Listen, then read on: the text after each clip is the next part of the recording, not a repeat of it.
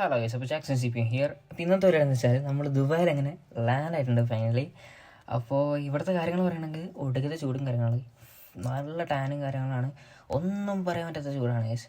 ഇവിടെയൊക്കെ നിൽക്കണവരെ നമുക്ക് സമ്മതിക്കണം. നമ്മൾ പിന്നെ ഷോപ്പിൻ്റെ കാര്യങ്ങളൊക്കെ വന്നതുകൊണ്ട് അത്രയും ആവശ്യം. നമുക്ക് ഇവിടെ ഒരു സ്കോഡ കാഡിയാക്ക് അങ്ങനെ ഒരു മോഡലാണ് നമുക്കിവിടെ വണ്ടി ഉള്ളത്. അപ്പോൾ ഇതാണ് നമ്മുടെ കാറ്. നമുക്ക് ഡ്രൈവ് സെറ്റ് ചെയ്ത് തന്ന വണ്ടിയാണ് ഈ വണ്ടി.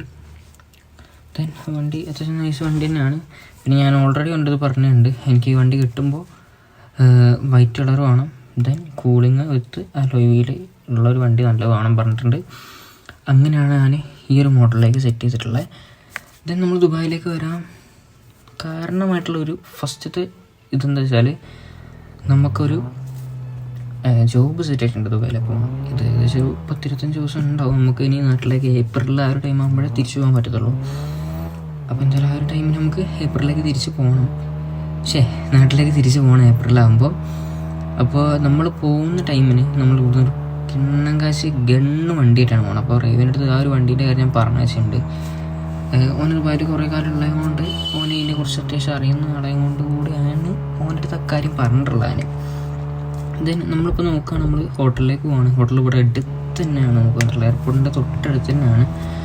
എന്ത് അത്യാവശ്യം ഉണ്ടെങ്കിലും നമുക്ക് അങ്ങോട്ട് കിടക്കുക. പിന്നെ ദുബായിൻ്റെ അവസ്ഥ പറയാനുള്ള അത്യാവശ്യം നല്ല യുദ്ധം നടക്കുന്ന ഒരു ടൈമാണ്. ഇവിടെ പുറത്തുനിന്ന് ആൾക്കാരെയൊന്നും കാണാൻ തന്നെ അല്ല, എന്താണെന്നറിയില്ല. നമ്മൾ ഹോട്ടലിൽ എത്തിയിട്ടുണ്ട്. ഇതാണ് നമ്മൾ ഹോട്ടലിൽ വരുന്നത്. അപ്പോൾ ഇവിടേക്ക് നോക്കുകയാണെങ്കിൽ നമുക്ക് അത്യാവശ്യം സെറ്റപ്പും കാര്യങ്ങളുണ്ട് തോന്നുന്നു. നമ്മുടെ ഹോട്ടലിൻ്റെ റൂമും കാര്യങ്ങളും പറഞ്ഞിട്ടില്ല.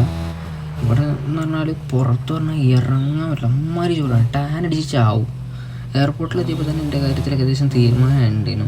അത്യാവശ്യം നല്ല രീതിയിൽ ടാൻ അടിച്ച്. ഉള്ളിലൊന്നും വിഷയമില്ല, ഉള്ളിൽ ഫുള്ളി AC, ആ ഒരു നല്ല തണുപ്പാണ്. നമുക്കൊന്നൊരു വണ്ടി ഇവരുടെ കൊണ്ടുപോയി സെറ്റ് ചെയ്യാൻ പറ്റും വെക്കാം.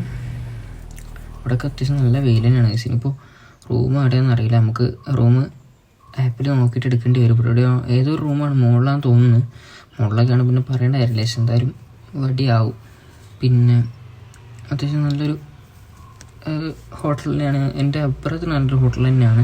നമ്മൾ ഈ റൂം അത്യാവശ്യം മേടിച്ചെടുക്കുകയും ചെയ്തിട്ടുണ്ട്. നമുക്ക് ദുബായിലേക്ക് ഇടയ്ക്കിടയ്ക്ക് വരുമ്പോൾ സ്റ്റേ ചെയ്യാൻ വേണ്ടിയിട്ട് നമ്മൾ ഈ റൂം ഫുള്ളി മേടിച്ചെടുക്കുകയാണ് ചെയ്തിട്ടുള്ളത്.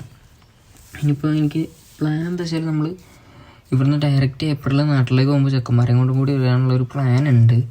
അപ്പം പോകുമ്പോൾ നമുക്ക് മറ്റേ ഒരു വണ്ടി കൂടി സെറ്റ് ചെയ്യണമെന്നുണ്ട്. നാട്ടിലൊന്നും അങ്ങനെ ഇല്ലാത്തൊരു മോഡൽ വണ്ടിയാണ്, അപ്പോൾ അതൊന്ന് സെറ്റ് ചെയ്യണമെന്നുണ്ട്. നമ്മളിപ്പോൾ ദുബായിൽ എവിടെ വെച്ചാൽ നമ്മൾ ഷാർജയിലാണ്. ഇവിടേക്ക് അത്യാവശ്യം നല്ല വെയിലും കാര്യങ്ങളാണ്. പിന്നെ ഷാർജ പിന്നെ അത്യാവശ്യം സേഫായിട്ടുള്ളൊരു പ്ലേസും കൂടിയാണ് നമുക്ക് കിട്ടിയിട്ടുള്ളത്. ബാക്കി കാര്യങ്ങൾ നോക്കുകയാണെങ്കിൽ നമ്മുടെ ഫുഡ്, വണ്ടിക്കുള്ള പെട്രോളും കാര്യങ്ങളും ഇതൊക്കെ നമുക്ക് നമ്മുടെ ഇവരാണ്, കമ്പനിക്കാരാണ് നോക്കുന്നത്. എന്തായാലും വണ്ടി അവിടെ നിന്ന് മാറ്റി ഇങ്ങോട്ട് കയറ്റിടാം. അപ്പോൾ വണ്ടിയും കാര്യങ്ങളൊക്കെ ഇങ്ങോട്ടേക്ക് പാർക്കാക്കിയിട്ടുണ്ട്. എനിക്കാവില്ല, ഇനി അവിടെ തിരിഞ്ഞ് അങ്ങോട്ട് പോയി ഇങ്ങോട്ട് പോയി, ഇത് ഭയങ്കര അലമ്പാണ്. അപ്പോൾ ഇനിയിപ്പോൾ നോക്കുകയാണെങ്കിൽ നമ്മുടെ റൂം മുകളിൽ തന്നെയാണ് തോന്നുന്നു. ഇവിടെ ബാക്കിയുള്ള എല്ലാ റൂമും വെക്കേറ്റഡാണ്, നമ്മുടെ റൂം മാത്രമേ സ്പേസ് ഉള്ളൂ. ഇനിയിപ്പോൾ നമ്മുടെ അടുത്ത് ടെർബോ ഇന്നലെ നൈറ്റ് എൻ്റെ അടുത്ത് വിളിച്ചിട്ടുണ്ടായിരുന്നു. അവനൊരു വിസ കാര്യങ്ങൾ സെറ്റ് ചെയ്ത് കൊടുത്ത്. അപ്പോൾ അവൻ പറഞ്ഞ് കയറി വരാൻ തന്നെ പറഞ്ഞിട്ട് അമ്മമാർ ഇന്നലെ എത്ര ഉച്ചക്കോ നൈറ്റ് അങ്ങോട്ട് കോണ്ടാക്ട്, എൻ്റെ അടുത്ത് ഒന്നും പറഞ്ഞിട്ടില്ല. കോണ്ടാക്ട് ചെയ്തിട്ട് കിട്ടുന്നില്ല.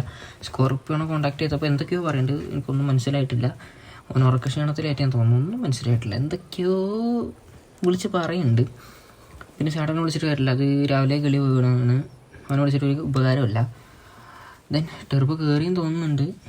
എന്താ അവസ്ഥ കാര്യങ്ങളൊന്നും എനിക്കറിയില്ല. വിളിച്ചിട്ടൊന്നും എടുക്കുന്നില്ല.